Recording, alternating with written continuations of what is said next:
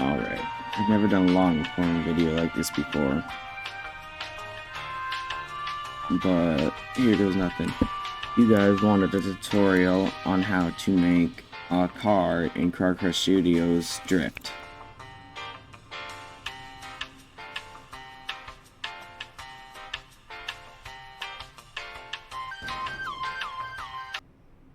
Alright, so here are the things we're going to need. We're going to need a car of your choice, a turn trigger, a brake trigger, speed trigger, property trigger, and a path node.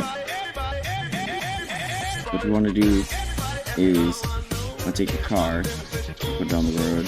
It can be really wherever, but you'll figure it out after you place the turn triggers. For now, I'm gonna place it about however this far is.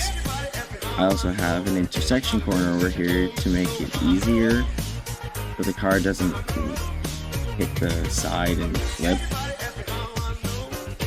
So we're gonna take a turn trigger and put it directly in front of the car. To start this, we'll set the car at 150. Yeah, 150 should be good. Yeah, that'll be good.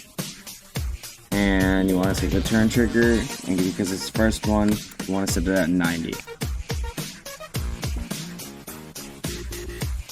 See, that's already almost working.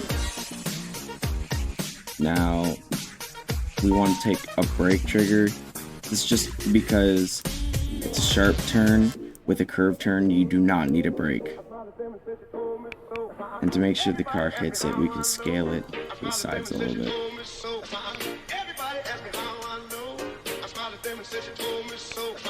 Alright.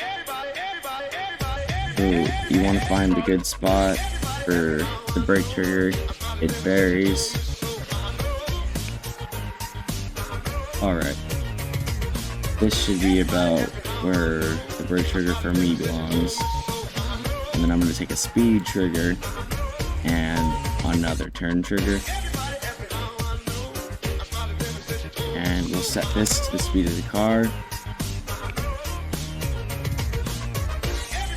And set the turn trigger to -10 for now. It varies every time.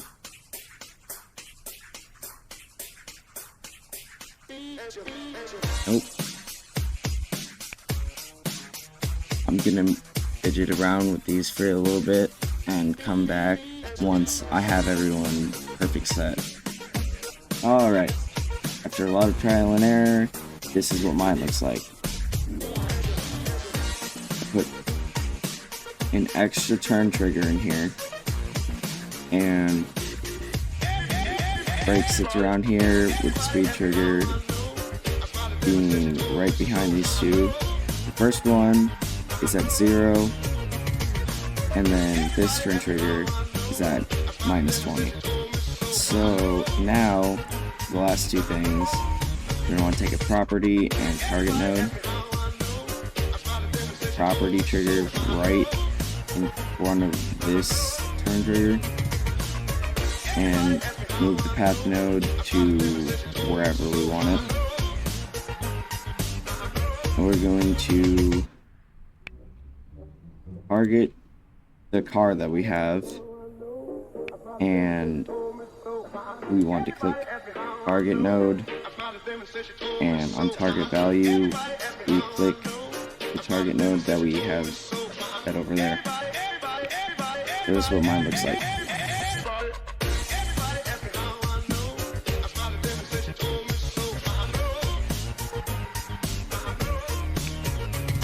See, still could have been better, but this is just simple. Takes around 10 minutes. Either that or however long it takes you to perfect yours. But if this video gets enough likes, I'll release a tutorial on the curved road, but for now, it's probably self-explanatory. I'll just tell you, on a curved road, you don't need a brake trigger. Well, I guess, yeah, I'm done recording this, bro. I'm tired.